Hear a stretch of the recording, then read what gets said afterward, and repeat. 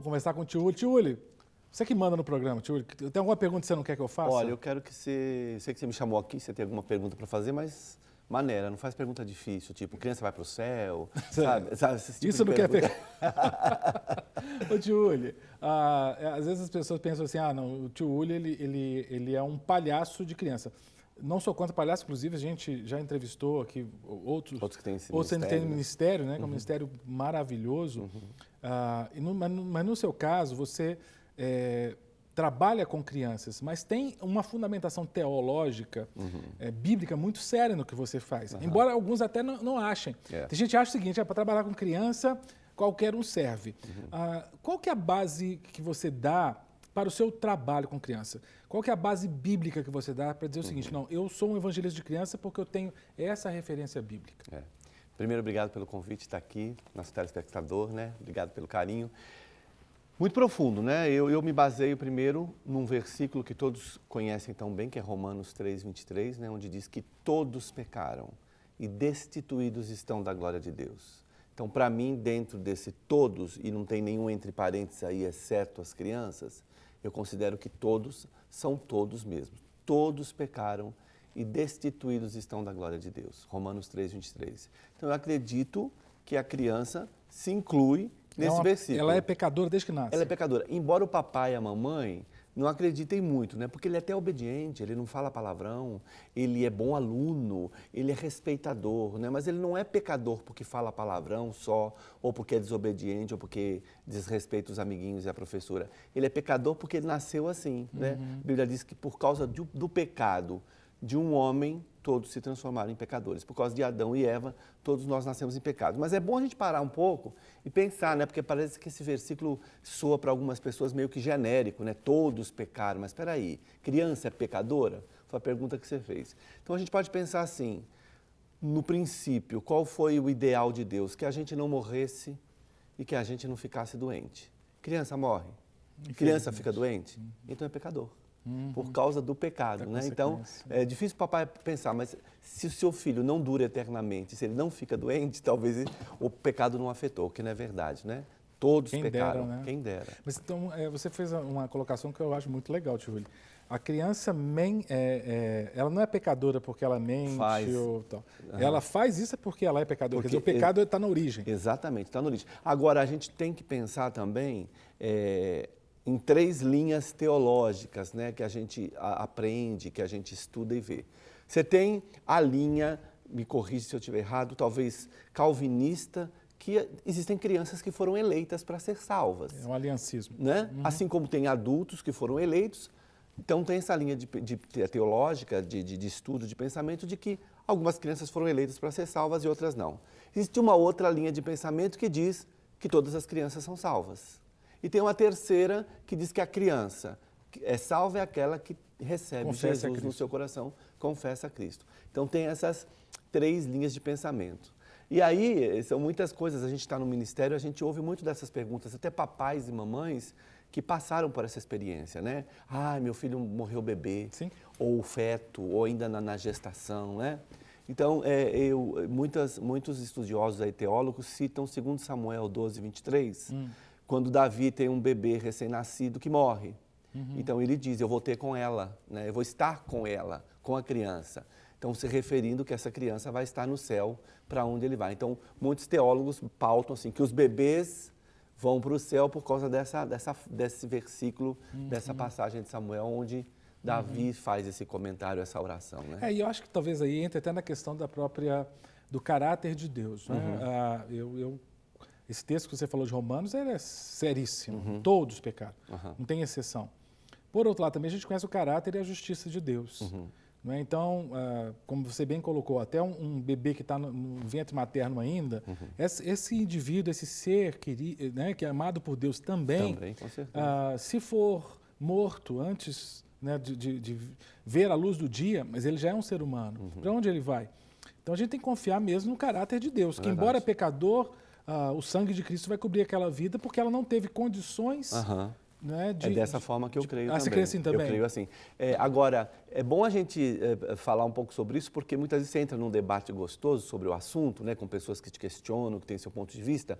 sobre alguns versículos bíblicos, né? Por exemplo, traziam algumas crianças para perto de Jesus para que Jesus abençoasse, mas os discípulos repreendiam, né? Os discípulos não deixavam essas crianças chegarem perto. Aí Jesus repreende os discípulos, diz, não, é das crianças o reino dos céus. Você me ama? Apacento meus cordeirinhos. Né? Então, as pessoas se baseiam, olha, é das crianças o reino dos céus, todas as crianças vão para o céu. Então tem esse debate. É universalista. Mas se a gente pensa um pouco geograficamente ou até mesmo em costumes, se hoje a mulher luta por igualdade de salário, vamos pensar naqueles tempos, o que era a mulher?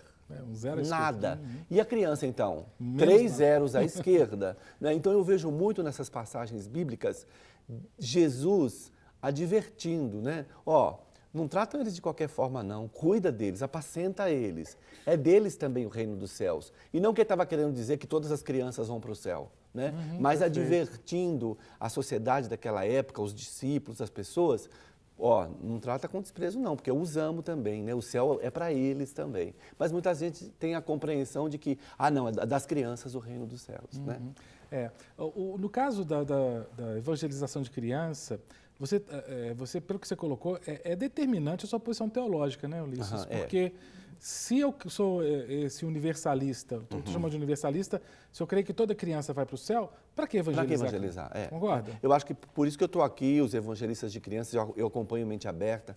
Eu vi que você recebeu o Bruno Barroso, que tem um ministério fantástico, né? Pastor de crianças. O Beto você também. recebeu o Roberto Wagner, Felisberto, que também é pastor de crianças, tem um ministério com palhaço. A gente está aqui por causa disso, né? Por causa dessa compreensão, que criança é pecadora. E se ela não ouvir de Jesus, não receber Jesus no coração, vai para o céu. Você falou no começo, né? Será que filho de crente é crentinho? Será que porque o papai e a mamãe vai para o céu?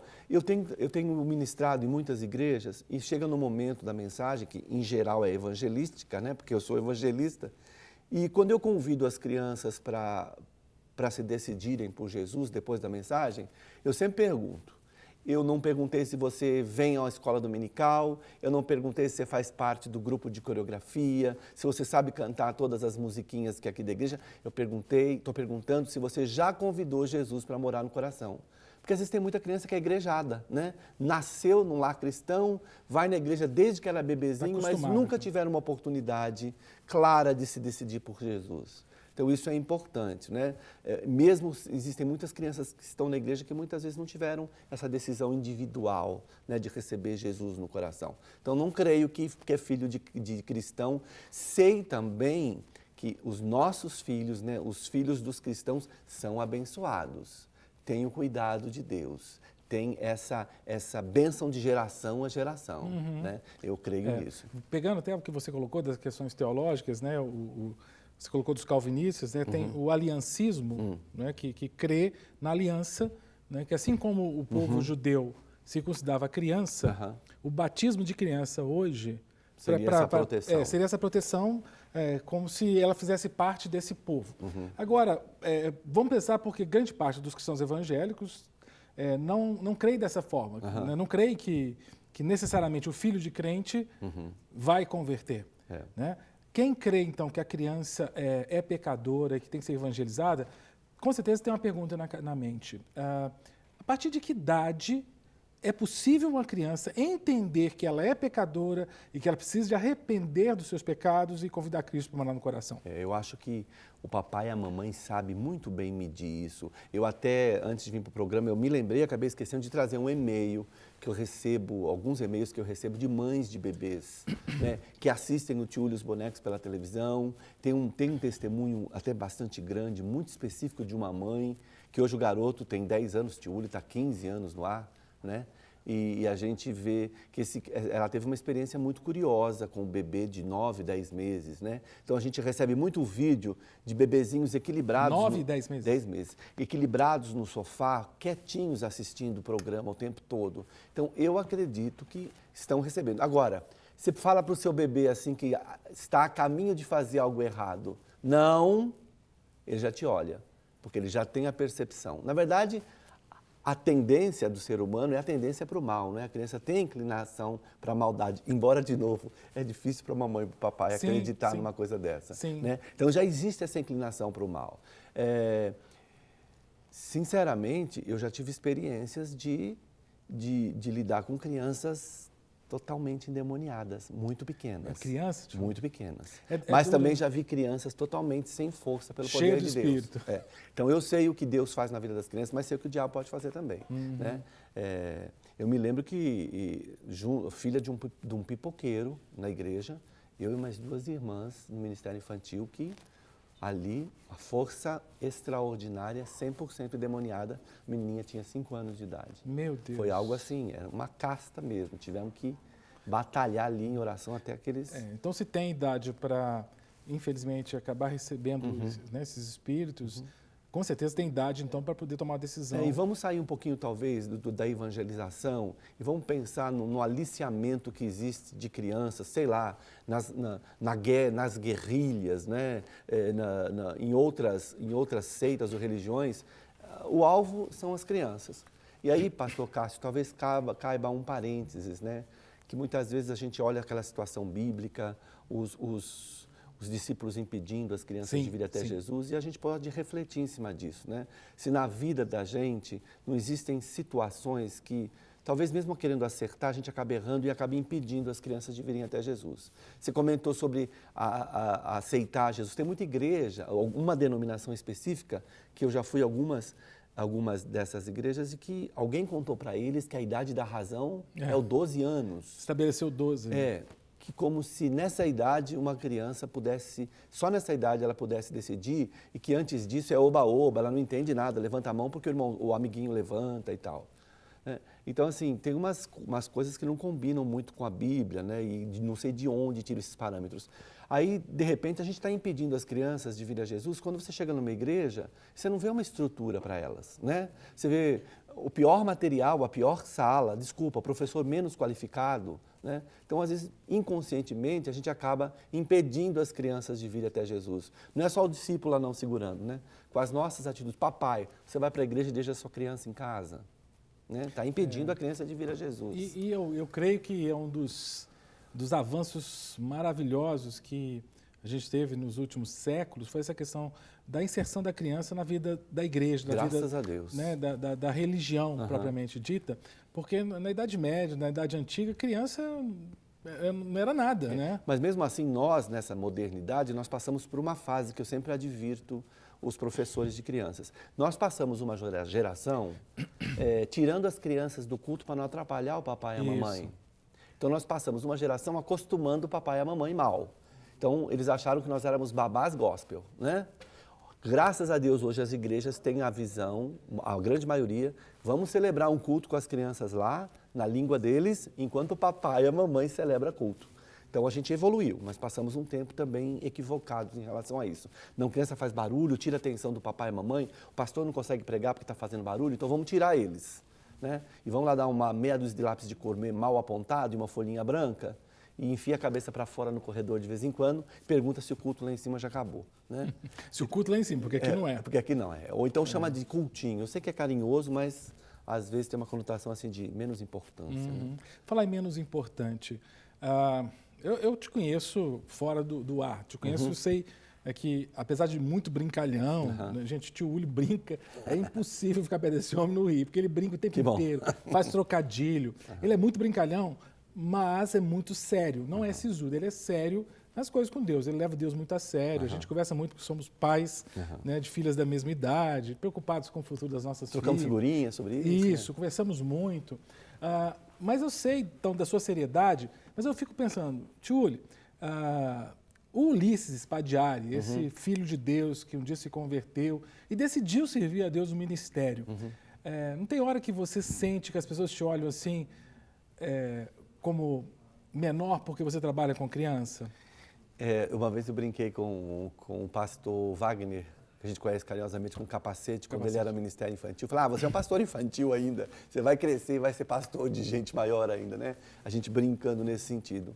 Eu acho que já melhorou bastante, né? Eu acho que as lideranças já perceberam das igrejas o quanto é importante o pastoreio de crianças. Porque eu vou contar pela minha experiência, eu me converti com 12. E olha que os percentuais são altos de que a grande maioria das conversões, mais de 80% delas, acontecem dos 4 aos 14 anos, né? Eu me converti aos 12. Eu fui membro da minha igreja até os 23. Eu me converti numa igreja batista em São Paulo, onde eu fui membro dos 12 aos 23. Aos 23 eu casei. Eu continuei membro até os 26 e meio, quando nasceu minha primeira filha. Assim que ela nasceu, eu fui procurar uma outra igreja que tinha um ministério infantil melhor. Olha. Então, a gente sempre adverte as lideranças, né? Quer ter família na sua igreja? Cuida das crianças, porque quando eles nascem, eles viram prioridade para a gente e a gente vai buscar o que é melhor. E nós somos num tempo, né, pastor Cássio, que a gente era fiel. Não, eu nasci nessa igreja, eu vou ficar aqui para sempre. Hoje tem igreja 10 em cada esquina. E, infelizmente, o povo já não é tão submisso e tão tratável. Sem querer, você passa perto da sua ovelha e não cumprimentou, ele já muda de igreja. Né? Já ficou magoadinho. Sim, então, sim. assim, eu como pai, eu sempre busquei o melhor para minhas filhas. Então, eu amava a minha igreja, saí de membro dali, numa boa, tenho amizade com todo mundo, carinho, mas eu fui buscar uma outra igreja que tinha um ministério infantil melhor para as crianças. Então, o impedir as crianças de vir a Jesus também está nisso, né? De você criar uma estrutura, entender que a criança não é a igreja do amanhã, é a igreja hoje. E se você pensar nela como a igreja da amanhã, ninguém se preocupa com ela hoje, né? Então, tem essas circunstâncias todas. Convencer o papai de que, né, o ministério do seu filho é tão importante quanto o seu. Né? O seu é importante, mas trazer o seu filho para o ensaio, ai, peso. Né? Eu me lembro de uma experiência, minha filha mais velha, a Bárbara, entrou no ministério de teatro da igreja e tinha, sei lá, 2, 3 vezes por semana ensaio. Acabava 10 da noite, eu ainda ficava uns 40 minutos na porta da igreja, esperando acabar, nunca acabava no horário. Um dia eu cheguei para ela assim, Bárbara, não tem outra coisa para você fazer, não? Tá muito difícil isso. Imediatamente o Espírito Santo tocou meu coração e falou, está impedindo minha filha de vir até mim. Né? Então, muitas vezes o nosso ministério é importante, mas o do seu filho não. já é peso, já você tem compromisso. Outro dia, tio William, a gente conversou na rádio e eu te fiz uma pergunta que eu quero repetir aqui na TV. Será que a falta de investimento no ministério com as crianças não tem também uma razão financeira? Né? Assim, criança não dá dízimo, né? Perfeito, diretíssimo. É bem por aí mesmo, né?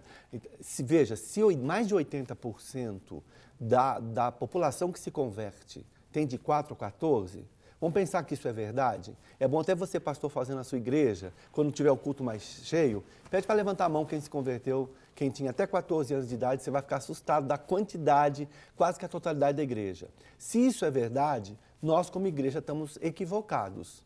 Porque a gente foca nos adultos, para não falar nos jovens, né? A gente foca nos jovens, nos adultos. Mas peraí, tem alguma coisa errada, né? Se eles se convertem dos 4 aos 14, por que nós estamos focando em outra faixa etária? E aí vem essa questão. Ah, porque criança não dá dízimo, né? E quem sustenta a igreja é o dízimo. Aí eu sempre respondo, curioso, eu achei que fosse Deus que sustentasse a igreja. Né? Obviamente que se tem o dízimo, ele usa o dízimo, mas ele é dono do ouro e da prata. Né? Quando o foco é o correto, a consciência é o correto, você vai entender o que é crescimento. Né? Agora, você falou da questão da criança, né? Eu provoquei você. Não me provoca, não provoca. Mas eu fico pensando assim, certos temas na evangelização e no ensino de crianças podem surgir. Eu fico pensando, por exemplo, dízimo. É um ensino para a criança? Perfeitamente. Né? A gente está... Obviamente que a criança ela absorve muito pelo modelo. Né? Nós estamos escrevendo um programa aqui novo na casa, que é o de pai para pai, de mãe para mãe, onde a gente dá dicas de relacionamento pais e filhos. E, curiosamente, você está me perguntando, hoje exatamente eu escrevi para os pais falando sobre finanças, né? Que é um barômetro que você mede como é que está a sua vida familiar, né? Que é o dinheiro, o dízimo. Aí, de repente, você me confunde, ou mais um desses caras da televisão que vai te pedir 100 tantos por cento de oferta, que sua vida vai ser... Não é nada disso, não.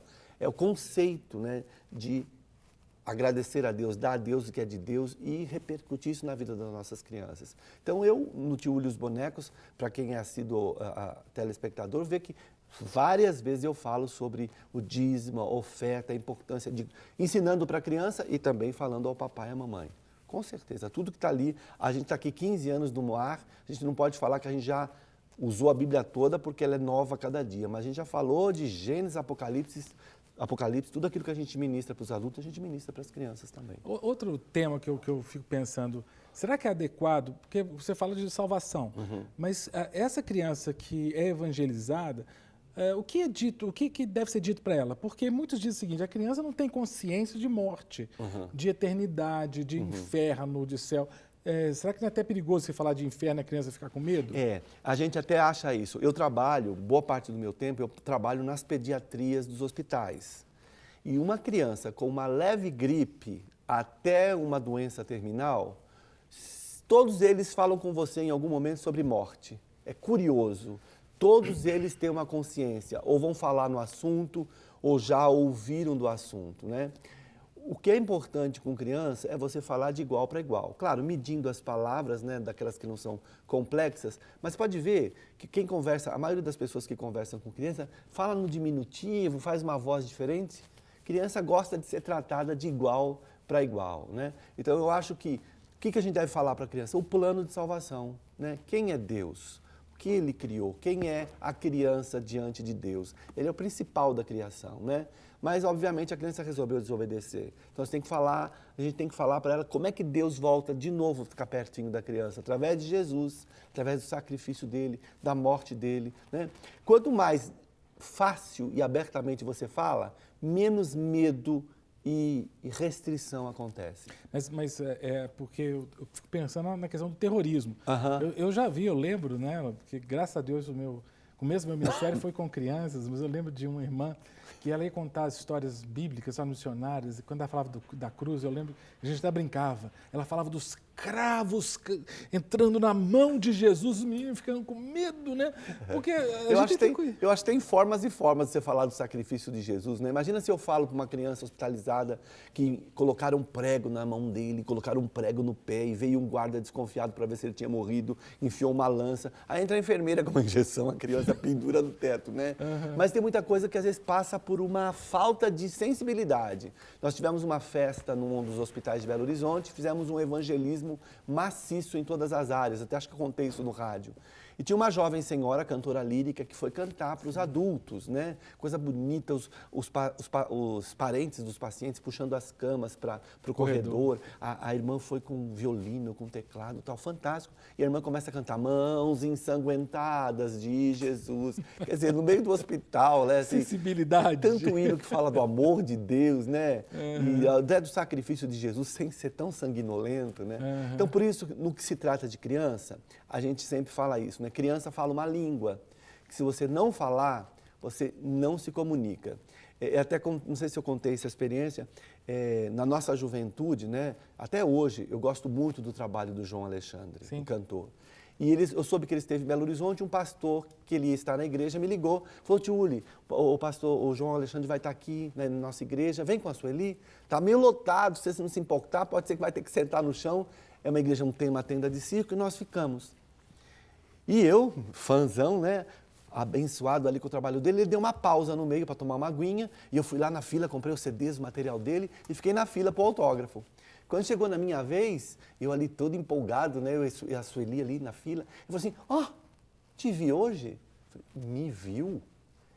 Estou hospedado no hotel, liguei a televisão, estava você com o programa Tio Uli, queria te falar, te dar os parabéns, porque você é a primeira pessoa que trabalha com criança e não trata ela como uma retardada. Eu falei, acho que foi o elogio mais diferente que eu já recebi. Mas é verdade, né? A criança gosta de ser tratada de igual para igual, na língua dela. E se você não falar, você não se comunica. Por isso que tem os evangelistas de crianças. E criança é inteligente, né, Tio Uli? Você lembra de alguma tirada assim, que você falou uma coisa para a criança e ela não entendeu, ou entendeu e te fez uma pergunta que te apertou? Boa pergunta. Peraí, tem tantas, mas deixa eu ver se me vem alguma coisa à mente. Porque, por exemplo, eu lembro de ter uma menininha que um dia falou que estava preocupada com a mãe, porque toda vez que a mãe ia fazer oração com ela, de noite, ela não conseguia dormir depois, porque ela ficava com medo. E a mãe queria saber por quê, e só foi descobrir isso depois que a menina era mais velha, porque na oração a mãe falava assim, Pai do céu, guarda, né? E falava o nome da menina, guarda a menina, guarda minha filhinha e tal. E disse que a menininha, isso depois mais velha, foi falar porque ela tinha medo, que quando a mãe saía do quarto, deixava o abajur aceso, mas a luz na penumbra. E a menininha tinha medo de que Papai do Céu aparecesse e fosse pegá-la e guardá-la no guarda-roupa. Né? Por causa da questão da linguagem simbólica. E criança é muito objetiva, né? Dependendo da faixa etária, a gente tem que tomar mais cuidado. Eu não tenho algo que me vem à cabeça, mas situações que a gente vive no dia a dia, porque nas ministrações, eu sempre pergunto, né, para os pais, vamos para alguns versículos que a gente conhece bem, né? Se das crianças do reino dos céus, elas devem ter algum merecimento que a gente não tem. Então, vamos pensar nas qualidades que elas têm, que fazem delas merecedoras do céu. Porque pode ser que a gente cresça e está deixando de ter essas qualidades. Aí os irmãos começam, né? Ah, elas são perdoadoras, ah, elas são alegres. E aí, alguém fala uma qualidade que eu vivi aqui na Rede Super. Uma mãe ligou para minha casa e minha esposa atendeu, dizendo assim, eu queria falar com o tio Uli. Minha esposa falou assim, olha, para agendar a criança para ir para o programa, você tem que ligar na TV. Não, queria falar com o tio Uli mesmo. Eu agendei o meu filho no dia do aniversário dele.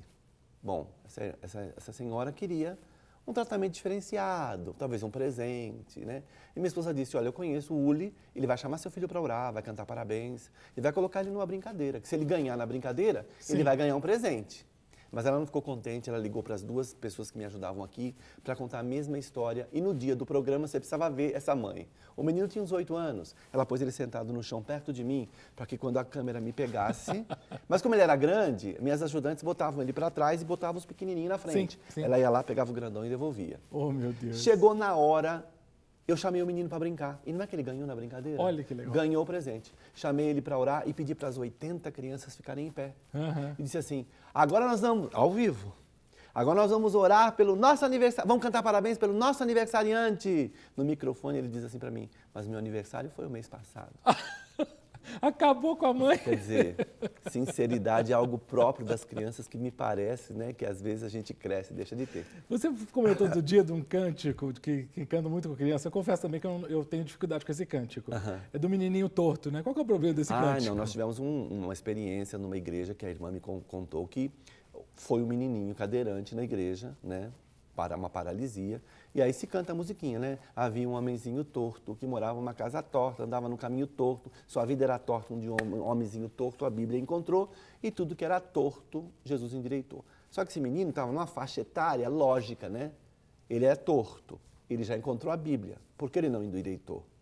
Então, às vezes, a gente tem que tomar esse cuidado, né? Porque às vezes a gente canta até musiquinhas que são antigas, que a gente gosta. Eu vou crescer para Jesus, crescer. E quando eu estiver desse tamanho assim, eu quero trabalhar para o meu Jesus sem fim.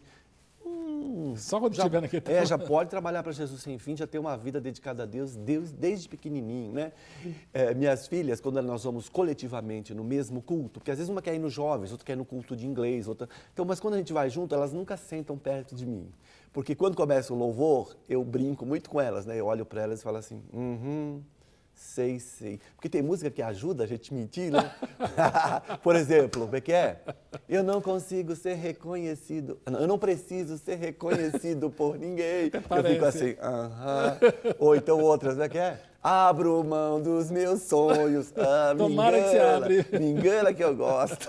Ô, tio Uli, o papo tá bom demais. Que bom, já acabou. Podemos ficar muito tempo aqui, mas foi bom, querido. Não, bom demais. A gente, eu agradeço esse espaço e aproveitar o alerta, né? É das crianças o reino dos céus, a criança e a igreja hoje, né? A gente aí alertar as pessoas, né? As pessoas que são chamadas por esse ministério, que se envolvam mesmo, né? Tem muita criança para a gente ganhar, a gente tem uma meta aqui, né? Até 2020 a gente alcançar 10% da população de Belo Horizonte, a gente quer alcançar as crianças. Se sozinho, até os 120 anos, eu não consigo isso. Então a gente precisa de mais homens e mulheres chamados para alcançar as crianças. Obrigado. Tio Uli Matusalém. Né? Que Deus te conserve com saúde até o 120, né? 120. Muito obrigado também, querida, que participou desse papo aqui gostoso com o tio Uli. Você é meu convidado para os próximos programas Mente Aberta. Segundas, quartas e sextas, 23h15, aqui na Rede Super. Que Deus te abençoe e até a próxima. Para receber todas as novidades do canal, inscreva-se. E se curtir o vídeo, clique em gostei. Aproveite para acompanhar a Rede Super nas redes sociais.